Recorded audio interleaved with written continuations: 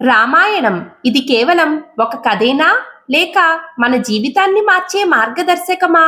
ఈ రోజుల్లో సమస్యలు, ఒత్తిడులు, అయోమయం మధ్య మనం ఎలా జీవించాలి అనే ప్రశ్నకు సమాధానం రామాయణంలో ఉంది. ఆదర్శమైన సంబంధాలు ఎలా ఉండాలి, కష్టాలను ఎలా ఎదుర్కోవాలి, నిజాయితీతో, ధర్మంతో ఎలా జీవించాలి, ఈ అన్నిటికీ సమాధానం రామాయణం చెప్తుంది. ఈ వీడియోలో రామాయణం ఎందుకు చదవాలి అనే విషయాన్ని మనం క్లుప్తంగా తెలుసుకుందాం. వీడియో చూసే ముందు ఒక్క చిన్న లైక్ చేసి నా ఛానల్ను సపోర్ట్ చేయండి. భారతీయ సంస్కృతికి మూల స్తంభాలు రామాయణం, భారతం, భాగవత గ్రంథాలు. రామాయణం ఆదర్శవంతమైన జీవితానికి, భారతం మనం నిత్యం చూస్తున్న, అనుభవిస్తున్న నిజ జీవితానికి, భాగవతం దివ్యమైన జీవితం గడపడానికి మార్గదర్శకాలుగా పెద్దలు పరిగణిస్తారు. ఈ మూడింటిలో రామాయణం ద్వారా జీవితంలో మనకు సమస్యలు ఎదురైనప్పుడు అలాంటి సందర్భాల్లో రాముడు ఎలా నడిచాడో తెలుసుకొని వాటిని అనుసరిస్తూ ఆ సమస్యలను అధిగమించవచ్చు. రామాయణం ఉత్తమ సంస్కారాన్ని అలవాటు చేస్తుంది. సంస్కారం ప్రతి ఒక్కరిలోనూ ఉంటుంది. వ్యక్తితో మొదలైన సంస్కారం కుటుంబంలో, సమాజంలో వికసించాలి. దానివల్ల దేశం, ప్రపంచం చక్కబడతాయి. ఈనాడు మనం చూస్తున్న కులాలు, మతాలు, ప్రాంతాలు అనే అసహజ భావనలు వాటంతట అవే సమసిపోతాయి. వసుదైక కుటుంబం అనే వేదవాక్కుకు సార్థకత ఏర్పడుతుంది. మనల్ని మనమే కాదు, సమాజాన్ని, తద్వారా మానవులందరినీ రక్షించుకోవడానికి తోడ్పడుతుంది. ఇది జరగాలంటే ప్రతి వ్యక్తి రామాయణంలో ఉపదేశించిన భావాలను అర్థం చేసుకోవాలి. అందుకోసం రామాయణం చదవాలి.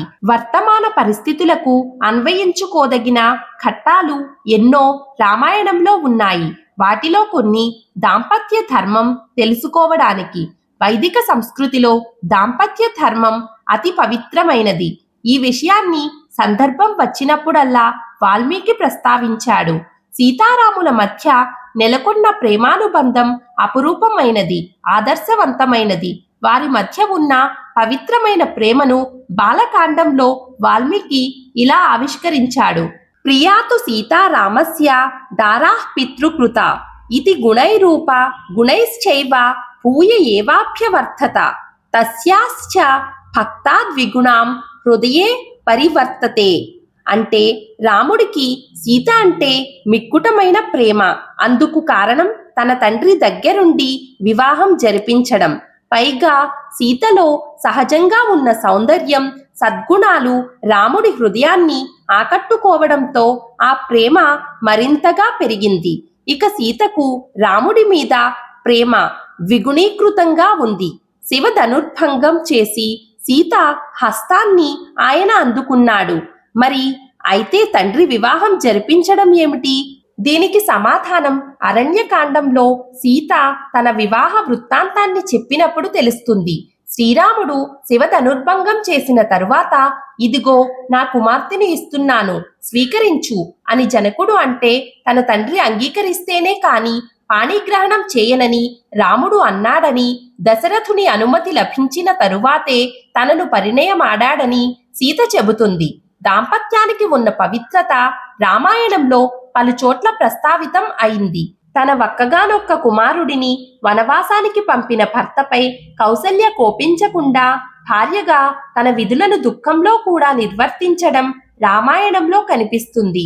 మానవుల్లోనే కాదు, రాక్షసుల్లో సైతం దాంపత్యానికి ఉన్న పవిత్రతను మండోదరి ద్వారా మనకు వాల్మీకి తెలియచేశారు. కుటుంబానికి ధర్మబద్ధమైన దాంపత్య జీవితం మూలకందం. దాంపత్య ధర్మం గురించి తెలుసుకోవాలంటే రామాయణం చదవాలి. ఆదర్శాలు నేర్చుకోవడానికి గురుభక్తి, మాతృప్రేమ, సౌహార్దం తదితర గుణాలు కుటుంబంలోని పెద్దల ద్వారా పిల్లలకు సంక్రమించాలి. పెద్దలు పరంపరానుగతంగా వస్తున్న సంస్కారాలను అలవరుచుకుని పిల్లలకు ఆదర్శంగా నిలవాలి. పిల్లలు తమ కర్తవ్యాన్ని విస్మరించకుండా వారికి శిక్షణ ఇవ్వాలి. అలా భేదం లేకుండా ఎలా ఉంటుంది అని సాకులు చెబితే తమ సంతానానికే కాదు, సమాజానికి కూడా చెడు చేసిన వారు అవుతారు. రామాయణంలో రాముడు ప్రదర్శించిన సుగుణాలను అనుసరించాలి.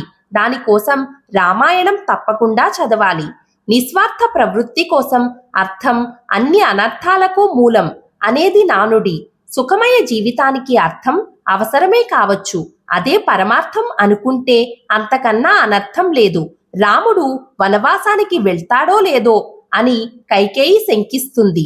అది రాజాజ్ఞ అని గుర్తు చేస్తుంది. అప్పుడు రాముడు కైకేయితో, ఓ దేవి, నేను అర్ధప్రధానుణ్ణి కాను. నేను మంచి మార్గంలో నడుస్తూ జగత్తును సక్రమమైన దారిలో నడిపించాలన్నదే నా కోరిక. నేను ప్రాధాన్యమిచ్చేది ధర్మానికే. నేను ఋషితుల్యుణ్ణి అనే విషయాన్ని గుర్తుంచుకో. తండ్రి ఆజ్ఞానానుసారం వనవాసానికి ఇప్పుడే వెళ్తున్నాను అంటాడు. అర్థ కామల కన్నా ధర్మమే శ్రేష్టమని రాముని మనసులోని మాట. వాటిని పరమ ధ్యేయంగా భావించిన రావణాదుల వంటి వారు ఎలా పతనమయ్యారో రామాయణం చెబుతుంది. ఓర్పు కలిగి ఉండడం ఆవశ్యమని రామాయణం ప్రవచిస్తుంది. ఎంత చిన్న కష్టమైనా సహించలేక ఆత్మహత్యలకు పాల్పడడం, తమ కష్టాలకు కారకులైన వారిని హత్య చేయడం ఈనాటి కొందరి ప్రవృత్తి. కష్టాలను ధైర్య సాహసాలతో ఎదుర్కోవడమే జీవితానికి ఉత్తమ ఆదర్శం. ఉదాహరణకు హనుమంతుణ్ణి, సీతను పేర్కొనవచ్చు. ఒకానొక సమయంలో సీత జాడ తెలుసుకోలేక హనుమంతుడు ఆత్మహత్య చేసుకోవాలనుకుంటాడు. ఒక్క క్షణం ఆలోచించి ఆత్మహత్య ఎంతటి తీవ్ర పరిణామాలకు దారితీస్తుందో అర్థం చేసుకుని అనిర్వేదః శ్రియో మూలం, అనిర్వేదః పరం సుఖం, దిగులు చెందకుండా ఉండడం వల్ల అభివృద్ధి కలుగుతుంది. అదే సమస్త సుఖాలకు మూలం అంటాడు. అంతేకాకుండా వినాశే బహవే దోషా జీవన్ ప్రాప్నోతి భద్రకం, మరణిస్తే ఏముంది, అన్ని దోషాలే, జీవించి ఉంటే ఎప్పటికైనా విజయం ప్రాప్తిస్తుంది అని అంటాడు.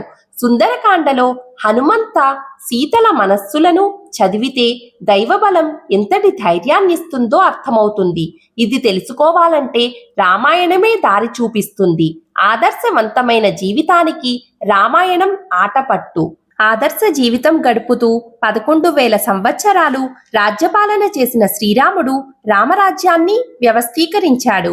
ఈనాటి ప్రభుత్వాలకు, అధికారులకు అనుసరణీయమైన ఎన్నో విషయాలను రామాయణం తెలియచేస్తుంది. అయోధ్యకాండలో రామభరతుల సంవాదంలో పరిపాలనా సూత్రాలెన్నింటినో భరతుడికి రాముడు వివరించాడు. కథగా చెప్పుకుంటే రాముడిలో ధైర్యస్థైర్యాలు నింపడానికి సిద్ధాంతపరంగా వశిష్ఠుడు కృషి చేస్తే దాన్ని ఎలా ఆచరణలో పెట్టి విజయం చేకూర్చుకోవచ్చు అనేది విశ్వామిత్రుడు వివరించాడు. రామాయణం చదివితే సంభాషణా నైపుణ్యం తెలుస్తుంది, వ్యక్తిత్వ వికాసం పెంపొందుతుంది, నాయకత్వ లక్షణాలు అబ్బుతాయి. అన్నిటికన్నా మానసిక చైతన్యం, ధైర్యస్థైర్యాలు, ముఖ్యంగా నీతి నిజాయితీలు, కార్యసాధనా నైపుణ్యం లాంటివి కరతలామలకం అవుతాయి. అందుకే ప్రతి ఒక్కరూ రామాయణాన్ని తప్పకుండా చదవాలి. చూశారు కదండి, ఈ వీడియో మీకు నచ్చినట్లయితే ప్లీజ్ ఒక చిన్న లైక్ చేసి మన ఛానల్ని సపోర్ట్ చేయండి. ఇంకా మరెన్నో ఇంట్రెస్టింగ్ వీడియోల కోసం మన ఛానల్ను సబ్స్క్రైబ్ చేసుకోండి. Thank you for watching this video.